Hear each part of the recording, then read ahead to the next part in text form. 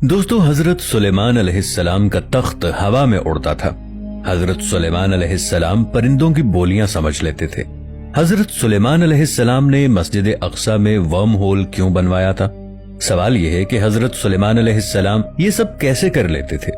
दोस्तों, वीडियो में आगे बढ़ने से पहले पाकिस्तान के सबसे बड़े साइंटिफिक चैनल इफ टीवी को सब्सक्राइब कर लें और साथ मौजूद बेल आइकन को प्रेस कर लें ताकि हमारी आने वाली वीडियोस आप तक बर वक्त पहुंचती रहें।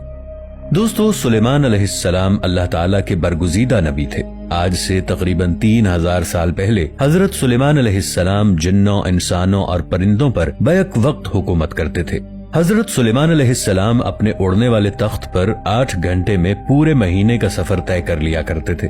सवाल यह है कि क्या हजरत सुलेमान अलैहिस्सलाम के जमाने में उड़ने वाली मशीनें भी पाई जाती थीं? पुरानी जबानों पर रिसर्च करने वाले भारतीय डॉक्टर जोसियर ने एक हैरानकुन तहकीक की। डॉक्टर जोसियर के मुताबिक आज से हजारों साल पहले के इंसान टेक्नोलॉजी में बहुत आगे थे। डॉक्टर जोसियर ने कदीम तरीन किताबों में उड़ने वाली मशीनों के डिजाइन इकट्ठे किए हैं। जदीद तरीन जहाजों के ये डिजाइन देखकर अक्ल दंग रह जाती है। 1981 में डेविड हैचर चिल्ड्रस नामी एक अमरीकी रिसर्चर ने एक हैरानकुन किताब लिखी। इस किताब में डेविड हैचर ने इंकिशाफ किया कि कदीम जमानों के लोग साइंसी टेक्नोलॉजी में बहुत आगे थे।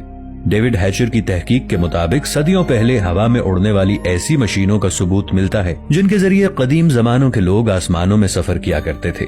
सवाल यह है कि हजरत सुलेमान अलैहिस्सलाम जिस तख्त पर सफर किया करते थे वो तख्त भी ऐसी ही कोई उड़ने वाली मशीन था। अमरीकी खलाई इदारे नासा ने कुछ साल पहले बाकायदा तस्लीम किया था कि सदियों से जमीन की फजा में उड़न तश्तरियों के देखे जाने के सबूत मिल रहे हैं। नासा का कहना था कि वो आज तक आसमान पर उड़ने वाली इन पुरअसरार उड़न तश्तरियों का राज नहीं जान सके। ऐन मुमकिन है कि सुलेमान अलैहिस्सलाम भी ऐसी ही किसी उड़ने वाली मशीन में सफर करते हों। 19वीं सदी के आखिर में साउथ अफ्रीका के मुल्क कोलंबिया में खुदाई के दौरान हजारों साल पुराने जदीद दौर के जहाजों की शक्ल जैसे नमूने मिले हैं। ये बिल्कुल ऐसे थे जैसे कोई जदीद दौर के जहाज हों। साइंसदानों के लिए यह हैरानकुन बात थी कि आज से हजारों साल पहले की तहजीबों को जदीद दौर के हवाई जहाजों के बारे में कैसे इल्म हुआ। दोस्तों, मस्जिद अक्सा की तामीर भी हजरत सुलेमान अलैहिस्सलाम ने करवाई। इन मसाजिद की तामीर के लिए सुलेमान अलैहिस्सलाम ने जिन्नात को इस्तेमाल किया। जिन्नात दूर दूर से पत्थर और समुंदर से मिट्टी निकाल कर लाया करते थे। मस्जिद अक्सा वही जगह है जहाँ से आप सल्लल्लाहु अलैहि वसल्लम को अल्लाह ताला ने आसमानों पर बुलवाया था। सवाल यह है कि आखिर मस्जिद अक्सा में कौन सी ऐसी बात है कि अल्लाह ताला ने यहीं से आपको मेराज पर बुलवाया।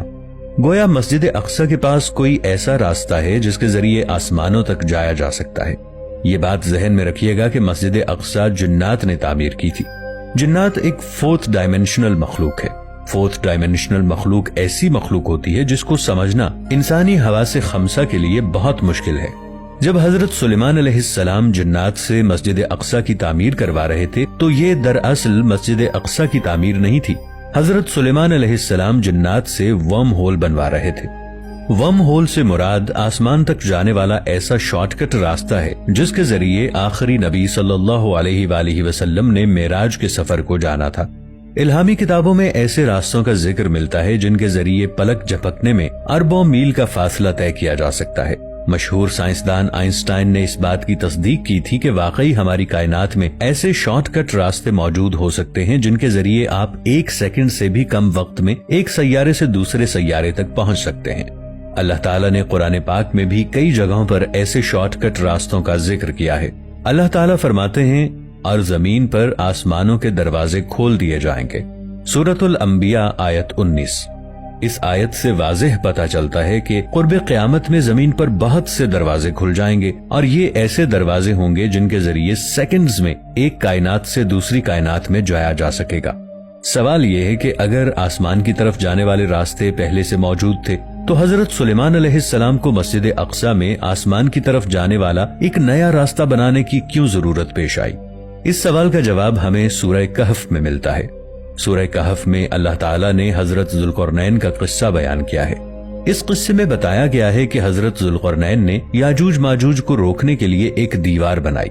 इस दीवार की वजह से याजूज माजूज हमारे सैयारे पर आने से कासिर हैं। दरअसल हजरत जुल्करनैन ने जमीन पर खुलने वाले तमाम वर्म होल्स को बंद कर दिया था।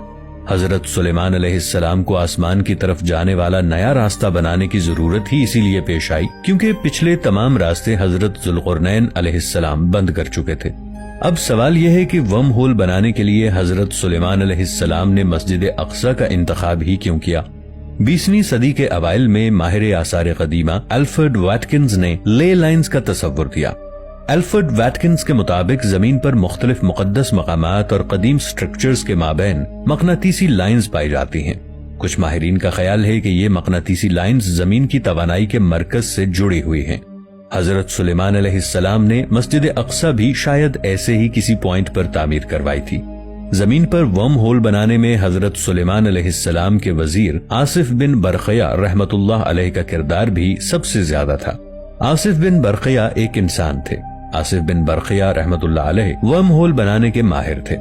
جنات خود کو حضرت سلیمان علیہ السلام کا جانشین سمجھتے تھے، اسی وجہ سے حضرت سلیمان علیہ السلام کے دربار میں جنات اور انسانوں کے مابین ایک خلش رہتی تھی۔ بعض اسناد کے مطابق حضرت سلیمان علیہ السلام کی وفات کے بعد ابلیس نے جادو اور عملیات کی ایک کتاب لکھی۔ اس کتاب کا مقصد حضرت سلیمان علیہ السلام کو بدنام کرنا تھا۔ اس کتاب کی جلد پر لکھا تھا کہ یہ وہ علوم ہیں جو آصف بن برقیہ نے سلیمان بادشاہ کے لیے لکھے۔ اس کتاب سے ابلیس یہ ثابت کرنا چاہتا تھا کہ حضرت سلیمان علیہ السلام نے جادو کے ذریعے حکومت حاصل کی تھی۔ اس کتاب کا نام کلیات آصف بن برقیہ ہے۔ یہ کتاب آج بھی موجود ہے۔ حقیقت یہ ہے کہ اللہ کے نبی کبھی بھی جادو کا سہارا نہیں لیتے۔ جب حضرت سلیمان علیہ السلام نے ملکہ سبا کا تخت لانے کا حکم دیا تو آصف بن برقیہ تخت کیسے لے کر آئے؟ قرآنی آیات کے مطابق جب حضرت سلیمان علیہ السلام نے ملکہ سبا کا شاہی تخت منگوانے کا ارادہ کیا تو ایک جن نے کہا کہ میں آپ کے کھڑے ہونے سے پہلے اس تخت کو یہاں لے آؤں گا۔